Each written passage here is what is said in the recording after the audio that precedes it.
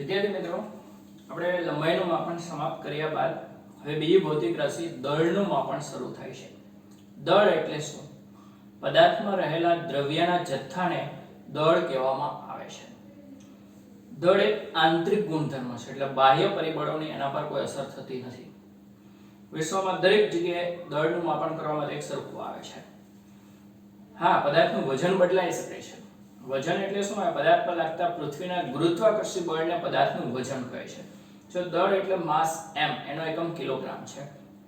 જ્યારે વજનમાં દળ ગુણ્યા ગુરુત્વ પ્રવેગ આવે છે, એટલે એનો એકમ દળ અને પ્રવેગના એકમનો ગુણાકાર, એટલે કે બળનો એકમ ન્યૂટન આવે છે. વજન જુદા જુદા સ્થળોએ જુદું જુદું હોઈ શકે છે.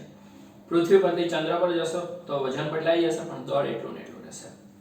હવે દળનું માપન સાદી તુલા વડે કરવામાં આવે છે.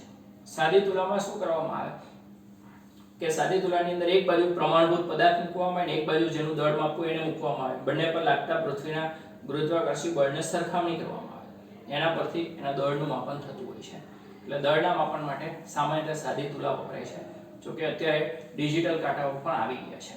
હવે કોઈ પણ પ્રમાણિત દળ માપવા માટે આપણે NPL ની જરૂર પડે છે. નેશનલ ફિઝિકલ લેબોરેટરી, રાષ્ટ્રીય ભૌતિક વિજ્ઞાન પ્રયોગશાળાની અંદર દળનું પ્રમાણભૂત માપન થતું હોય છે.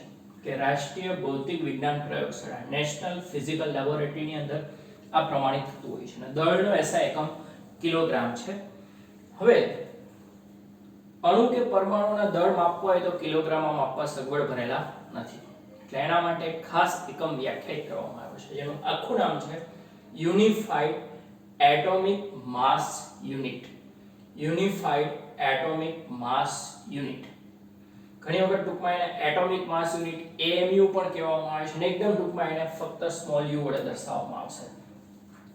હવે આ સ્મોલ u જે છે યુનિફાઈડ એટોમિક માસ યુનિટ, એ કઈ રીતે વ્યાખ્યાયિત થાય છે? એના માટે તમારે શું કરવાનું?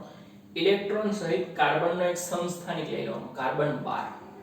એના એક પરમાણુનું દળ શોધવાનું, એનો 12મો ભાગ મેળવવાનો, એટલે 1 u કહેવાશે. એટલે કાર્બન ઇલેક્ટ્રોન સહિત કાર્બન સમસ્થાનિક કાર્બન 12 ના એક પરમાણુનો 1/12મો ભાગ, એટલે 1 u કહેવાય.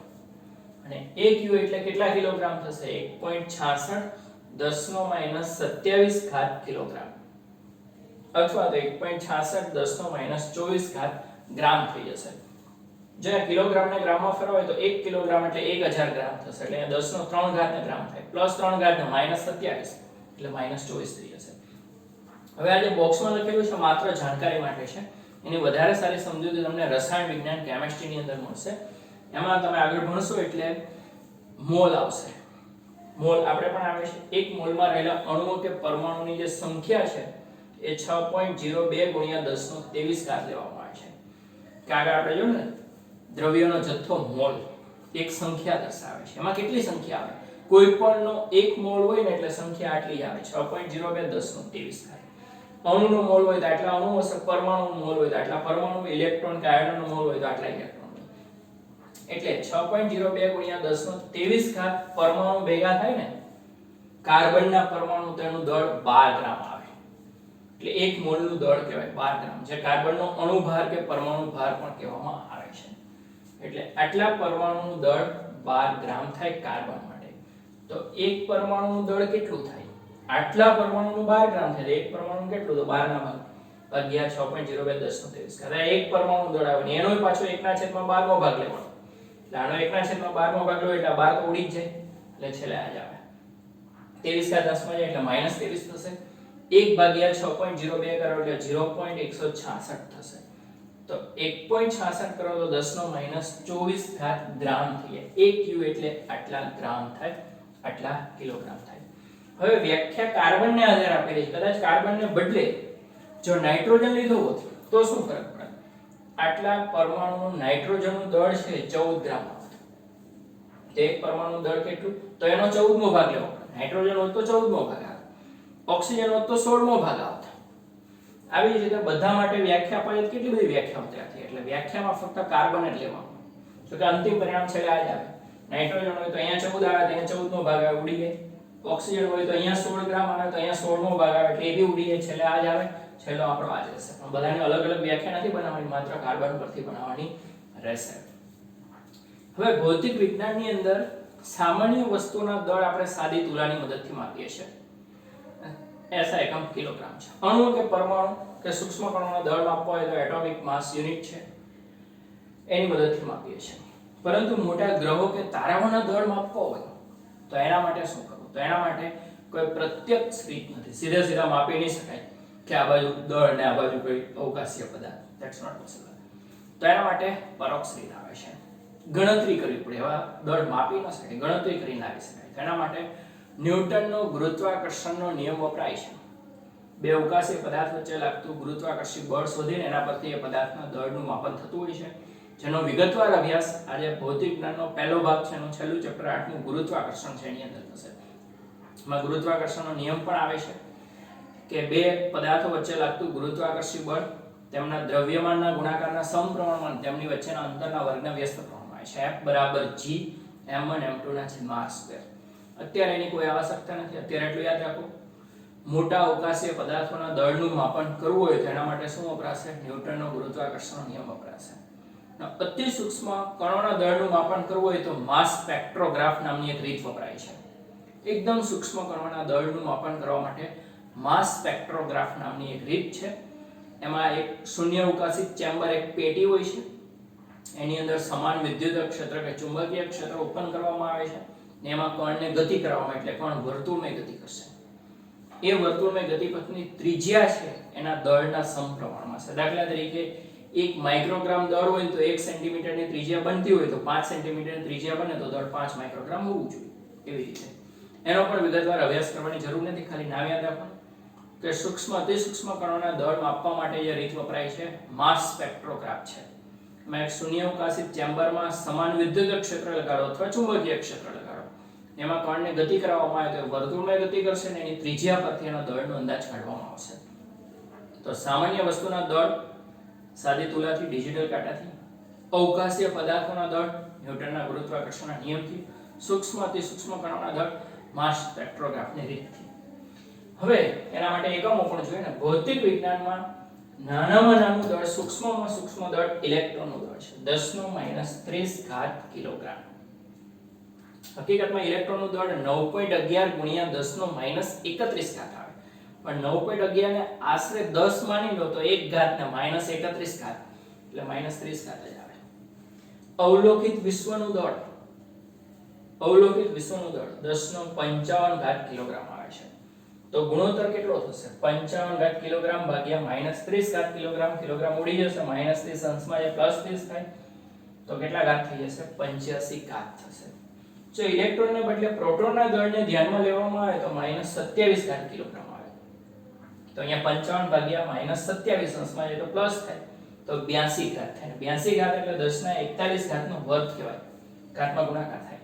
તો આંકડા મેચ થાય છે. જો ભૌતિક વિજ્ઞાનમાં લંબાઈના માપક્રમનો ગુણોત્તર 10⁻41 ઘાત, 40 ને બદલે 41 પણ ચાલી શકે, -15 મીટર થી +26 મીટર લે તો અહીંયા 82 ઘાત આવે. તો જો એમની વચ્ચે સંબંધ છે, લંબાઈ અને દળ બે સ્વતંત્ર ભૌતિક રાશિ છે, છતાં એમના માપના ગુણોત્તર વચ્ચે કંઈક સંબંધ છે. ભવિષ્યમાં શોધાશે. તો આ રીતે દળનું માપન છે. ફરી એક વખત દળના માપનની વાત કરીએ તો પદાર્થમાં રહેલા દ્રવ્યના જથ્થાને દળ કહેવામાં આવે છે. દળ એક આંતરિક ગુણધર્મ છે, એટલે બાહ્ય પરિબળોની એના પર કોઈ અસર થતી નથી. દળ બધી જગ્યાએ સમાન હોય છે. વજન જુદું જુદું હોય છે. વજન ને દળ બે ભૌતિક રાશિ અલગ છે, બંનેમાં ઘણો બધો તફાવત આવી શકે છે. હવે સામાન્ય વસ્તુના દળ માપવા માટે સાદી તુલાનો ઉપયોગ થાય છે. તોલમાપ નામની સંસ્થા છે, એના પરથી સાદી તુલાથી દળનું માપન થાય છે. એક બાજુ પ્રમાણભૂત પદાર્થ જેનું દળ આપણે જાણતા હોય ને એક બાજુ જેનું દળ શોધવું હોય તે, બંને વચ્ચે લાગતા પૃથ્વીના ગુરુત્વાકર્ષી બળને સરખાવવામાં આવે અને દળનું માપન થાય. ત્યારબાદ અત્યારે ડિજિટલ કાંટાઓ પણ આવી ગયા છે. અણુ પરમાણુ, ન્યુક્લિયર કે પરમાણુય ભૌતિક વિજ્ઞાનમાં અણુ કે પરમાણુના દળ માપવા કિલોગ્રામમાં સગવડ ભરેલા નથી. એના માટે ખાસ એકમ છે, એ છે યુનિફાઈડ એટોમિક માસ યુનિટ, જેને ટૂંકમાં યુ કહેવામાં આવે છે. કઈ રીતે વ્યાખ્યાયિત થશે? ઇલેક્ટ્રોન સહિત કાર્બન સંસ્થાની કાર્બન 12, કાર્બનના 3 સંસ્થાની, કાર્બન 13 ને 14 પણ આવે, પણ કાર્બન 12 લેવાનું. અને એક પરમાણુનો 1/12 ભાગ એટલે 1 યુ કહેવાય. 1 યુ એટલે 1.66 × 10 - 27 કિલોગ્રામ અથવા 1.66 × 10 - 24 ગ્રામ.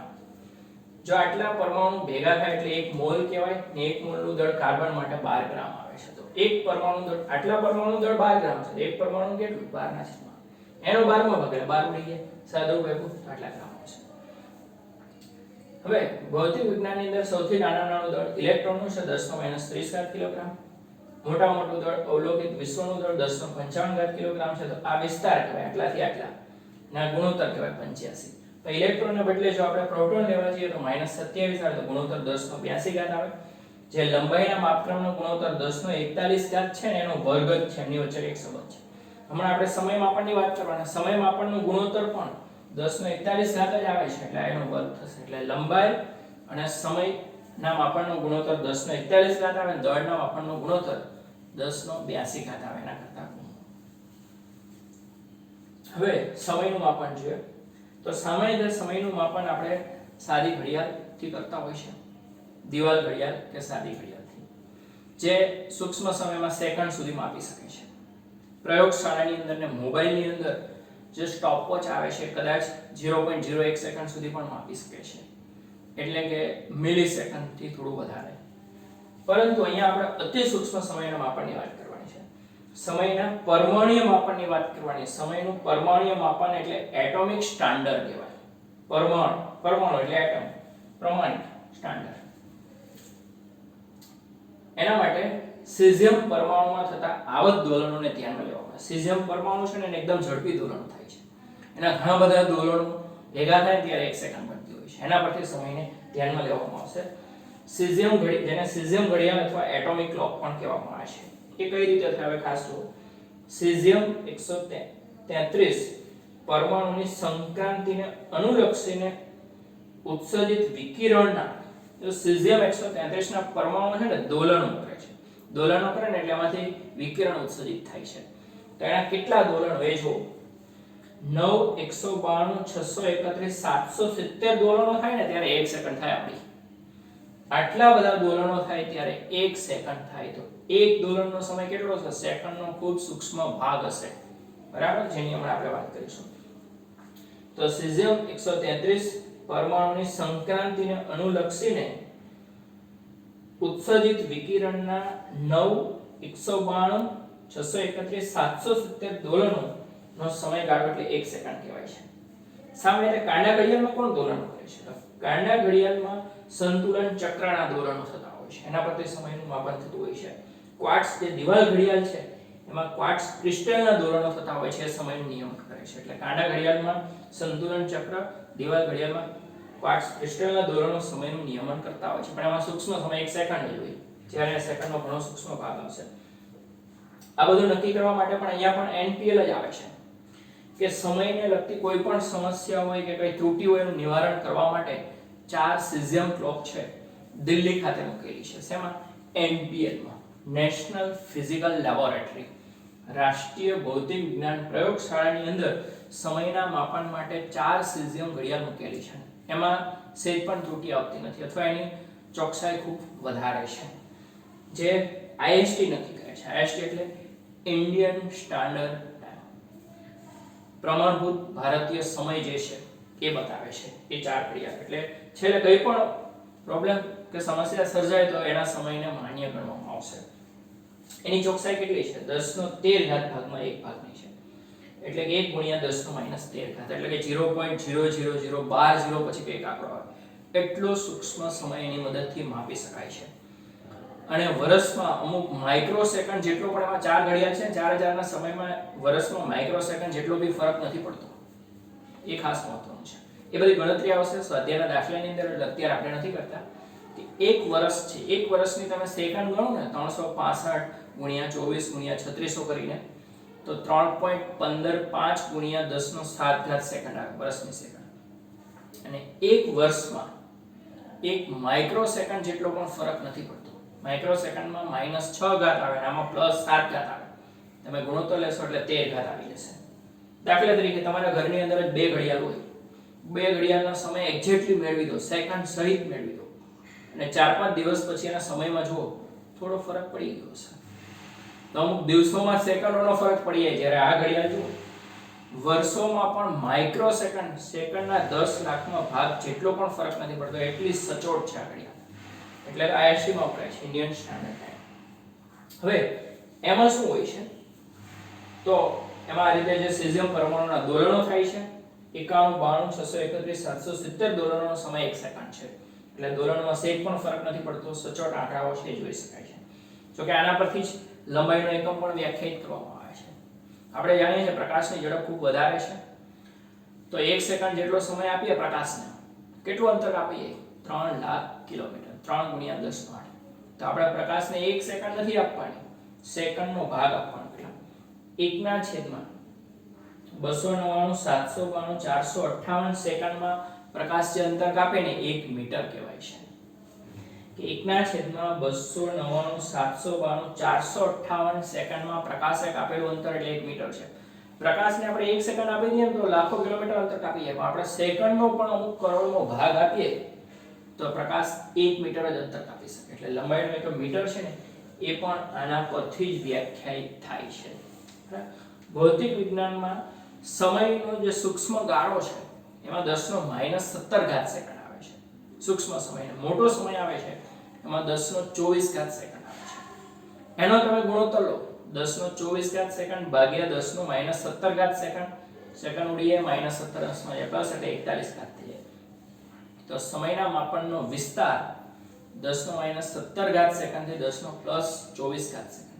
ગુણોત્તર 10⁻41. લંબાઈના માપક્રમનો ગુણોત્તર 10⁻41. સમયના માપક્રમનો ગુણોત્તર 10⁻41. દળના માપક્રમનો ગુણોત્તર 10⁻82 એટલે 10⁻41 નો વર્ગ ઘાતમાં અહીંયા ગુણાકાર થશે. તો આ રીતે સમયનું માપન દર્શાવે છે. તો સામાન્ય રીતે સમય માપવા માટે આપણે કાંડા ઘડિયાળ કે દિવાલ ઘડિયાળનો ઉપયોગ કરીએ છીએ. કાંડા ઘડિયાળની અંદર શું હોય છે? કાંડા ઘડિયાળમાં સંતુલન ચક્રના દોલનો છે સમયનું નિયમન કરતા હોય છે, પણ સૂક્ષ્મ સમય સેકન્ડ જ છે. જ્યારે ક્વાર્ટઝ ઘડિયાળ છે એમાં ક્વાર્ટઝ ક્રિસ્ટલના દોલનો સમયનું નિયમન કરતા હોય છે, એનો પણ સૂક્ષ્મ સમય 1 સેકન્ડ છે. મોબાઈલની અંદર કે પ્રયોગશાળામાં જે સ્ટોપવોચ છે એ 0.01 સેકન્ડનો 100મો ભાગ માપી શકે છે. જ્યારે અહીંયા આપણે સમયના પરમાણુય માપ એટોમિક સ્ટાન્ડર્ડની જરૂર પડશે. એમાં સીઝિયમને ધ્યાનમાં લેવામાં, આમાં કેમ કાર્બન લીધો, એમાં સીઝિયમ લીધો, બીજા કોઈ પરમાણુ બી લઈ શકો છો. એના કરતા બધા અલગ અલગ લેવા જાય તો એટલે એક જ રાખવાનું સીઝિયમ. તો સીઝિયમ 133 પરમાણુની સંક્રાંતિને અનુલક્ષીને ઉત્સર્જિત વિકિરણના 91, 631, 770 દોલનો થાય ત્યારે 1 સેકન્ડ થાય છે. તો એક દોલનનો સમય કેટલો છે? જો આ દોલનોની સંખ્યા એટલે આને આવૃત્તિ કહેવાય. બરાબર? એટલે સમય અને આવૃત્તિ, સેકન્ડ અને આવૃત્તિ એકબીજા સાથે સંકળાયેલા છે. તો આની મદદથી આપણે 10⁻13 ભાગમાં એક ભાગની ચોકસાઈ જોઈ શકીએ. એટલે આમાં જે ત્રુટિ આવે ને 1 × 10⁻13 સુધી, એટલે આટલો સૂક્ષ્મ સમય આપણે માપી શકીએ છીએ. અને આ બધું જ શેમાં નક્કી થશે? રાષ્ટ્રીય ભૌતિક વિજ્ઞાન પ્રયોગશાળા, નેશનલ ફિઝિકલ લેબોરેટરી દિલ્હીની અંદર NPL માં આવી 4 સીઝિયમ પ્રોબ મૂકેલી છે. એ વર્ષમાં 1 માઇક્રોસેકન્ડ જેટલો પણ ફરક નથી બતાવતી, એટલે એની ચોકસાઈ ખૂબ સારી છે, -13. હવે આના પરથી જ લંબાઈનો એકમ અંતર કે લંબાઈનો એકમ જે મીટર છે એ પણ વ્યાખ્યાયિત થઈ છે. કે પ્રકાશે 1/299, 792, 458 સેકન્ડમાં કાપેલ અંતરને 1 મીટર કહેવામાં આવે છે. ભૌતિક વિજ્ઞાનમાં સૂક્ષ્મ સમય છે 10⁻17 સેકન્ડ, મોટો સમય છે 10⁻24 સેકન્ડ, ગુણોત્તર છે 10⁻41 સેકન્ડ. સમય માટે આ જ આંકડાઓ લંબાઈ માટે પણ મળે છે અને દળ માટે ગુણોત્તર થશે 10⁻82. તો આ રીતે લંબાઈ, દળ અને સમયનું માપન અહીંયા સમાપ્ત થાય છે અને આ ચેપ્ટરમાં 3ના જ માપનની વાત કરવાની છે. હવે માપનમાં ચોકસાઈ અને સચોટતા શું છે એની વાત કરવાની. માપન તો બધા કરશે, પણ સાચો જવાબ કે સાચા જવાબની નજીક કોણ પહોંચી શકે છે એ વધારે મહત્વનું છે. એટલે માપનમાં ચોકસાઈ અને સચોટતાનું મહત્વ રહેલું છે, એનો અભ્યાસ કરવામાં આવશે. અને જો ચોકસાઈ ન જળવાઈ હોય, અચોકસાઈ આવશે એટલે ત્રુટિ આવશે. ત્રુટિના પ્રકાર, એની ગણતરી વગેરે ચેપ્ટર આગળ વધશે.